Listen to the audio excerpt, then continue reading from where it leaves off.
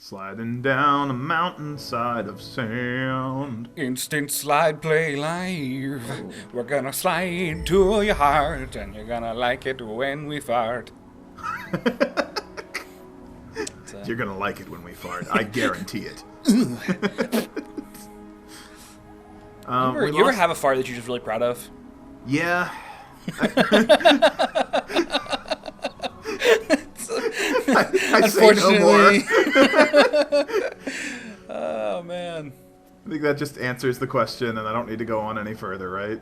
Do you, like, if there were a shitload of people playing this right now, would there be lots of people You out only here? get one. You only get one. Which I think is awesome. Yeah, it's very, like, I mean, it seems like an experience you should be having sort of pseudo-solemnly. Well, I don't know. It's interesting. Pseudo, I've played it both ways, you know, where it's like I was off the internet and I just got the whole other thing by myself.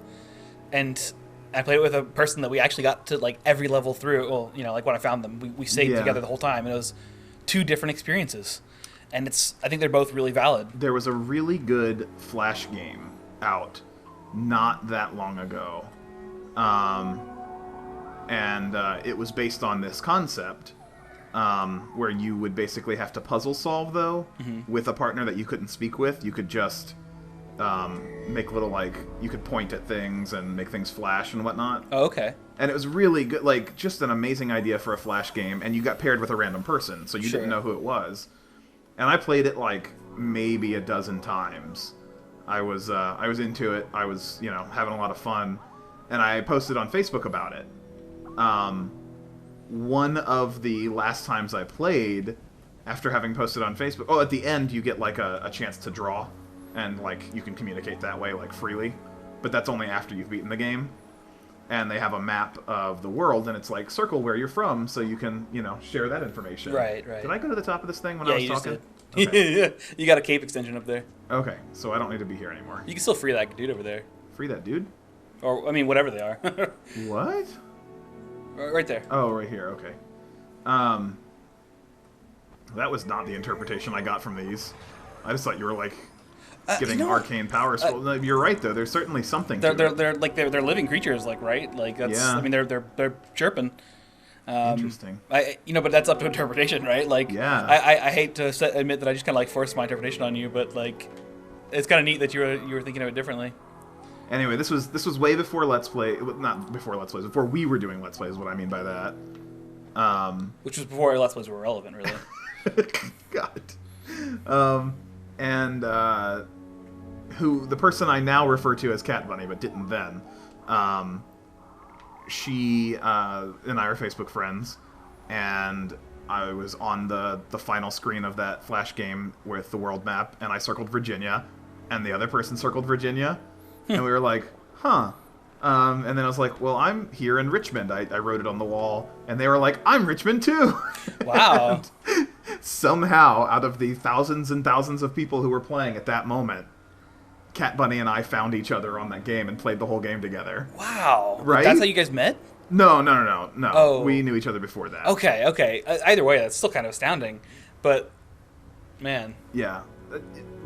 I was already Facebook friends with Cat Bunny, and that's how Cat Bunny found the game. Okay. Or maybe it was vice versa. I would believe that she sent it to me, or posted it and I got it from her. Sure. Just as well as the other. Look at that But, thing playing in the sand. I want to ride it again. Can I just float behind it? Is that what's happening? If you, like, chirp in the air, sometimes if you can get enough of them, they'll come back and they'll fill up your cape again, and you can kind of, like, glide with them. Okay. You'll never be able to do it forever, but you can get a pretty good distance with it. All right, good enough. But yeah, it was pretty amazing, like, when we realized, because then the next immediate thing we did was, like, switch over to Facebook chat and start being like, oh my god, is it you? Nice. So, I love it. That would be the experience that would, like, make this amazing if somebody, like, what if, like, somebody we knew was watching the show and was like, oh my god, that was me. I was the person you ran with before you had to switch episodes and lost me. Which is unfortunate. I am the one who knocks. That's true. Yeah. I fell. Yeah, I saw that. How did it feel to fall? I mean... Did you get so far? Try so hard? In the end, it didn't even matter. It didn't even matter. But fall to lose it all. Come back My here. buddy has an interpretation that all Linkin Park songs are actually about video games, and that song is actually about Mario. Well, points of authority definitely seem to be about video games if you follow the video. Okay, that didn't work. So I don't know what I'm supposed to do. You just gotta look around. All right. And I mean, like those flight dudes, fill up your cape. Wink, wink. Yeah, well, I thought I could use them, but they weren't close enough. Yeah, you just gotta go back to them. Okay. You can. I mean, like if you get close enough, you just chirp really loud. They'll come to you. Come to me. They don't have that much range, it seems. No, I mean you gotta get up the hill.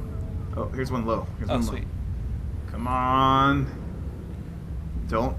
Oh, hey. Oh. Oh. Oh, senpai. All right. Where are we going now? He's supposed to fill you. Hold on, give him a second. He's gotta. Do I need to be in his chirp range? Try the other one. Get close to me, guys. There he goes. All right. Now I can fly. Don't waste it though. Go up to the bridge. To the thing where I was. Okay. Yeah. That's what I was wondering. This is about as gamey as the game gets, where you just gotta like think, okay, I've actually got to do something. Don't waste here. my one resource. Yeah. And when you're playing so casually in a Let's Play, that is the biggest thing that makes like Let's Playing games just so hard. Is there's not a real challenge here, but trying to like. But you feel the pressure to progress. Yeah. It's a journey, man. It's a thing. Yep. Now, Cat Bunny and I met because we were part of the River City Fanboys, which that's an interesting story as well, because the guy who was not running it, but like, we'll just call him one of the admins for it. Basically, River City Fanboys is a group of nerds in Richmond, not very active anymore, but was a really good like way to get to know people. Oh, cool. Oops, I shouldn't have used... Oh, maybe I should have. Thank you, friend. Oh, how nice. Can these guys break out from down there? Okay. It was a good way to meet people, and Cat Bunny had just moved to the state, so she had no friends here, except for her husband, of course, who also is a very nerdy guy, Sporkzan, who you can hear on her channel. And so one of the admins was like looking to drum up people for River City Fanboys, and like bought some account. I think he paid. He created an account at least on some meetup type site just to be able to post a comment to her where she was like, "I'm looking for people to hang out with," and tell her about River City Fanboys. And then so she joined. I was blogging for RPG stuff at trollinthecorner.com. And he found our blog and invited me to come post my blog there. Like, he was just really good at like finding Richmond nerds and bringing them together. And like some of my best friendships now come from this guy seeking nerdy Richmond people out on the internet. It's a very different way that I found like people that I knew for the majority of like I guess the last few years of my life, because in the rest of my life it's a different way too. Like, never has anyone like sought me out to bring me into a group of friends, and not seeking me personally, but seeking Richmond nerds out was a cool thing. A lot of my long-term friendships came from just being in a really great dorm hall, like this third floor Hal represent. It was like, oh god, man, we just had this perfect hallway of people, and so many of them I just have really great friendships with that are lasting, and it's the weirdest thing, because like dorm life sucks, but I miss living there so much, because it was just like my room. I left my door open all the time, just so people could just walk in. We had this big 56-inch TV in our dorm room. Yeah, it was just like a hangout place. We played D&D in there. We had people sitting on top of the bunk beds, just like watching us play D&D. And it was like, oh my god, like dorm life was very different. Yeah, it makes me think like there should be apartments that are like mini, like almost like duplex, like mini apartments, where it's like one building, everybody has their own like little like apartment houses or whatever. But they're designed for like interest groups. Yeah, like a little commune of buddies. Yeah, like that'd be. I mean, you could always make that happen. Yeah, you could just go to the same apartment and be like, we want these rooms next to each other. Is there nothing else up here? Is it just the information? Okay, cool. But let's hold on right here, because we're gonna. All right. This is gonna be a little cutscene that brings it to another level. So don't jump on that guy. All right.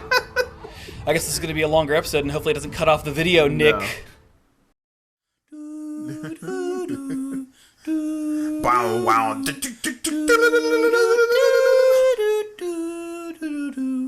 Really kick it. Kick Yo, it. plans, free stroke, Sonic Golf. Sonic Golf.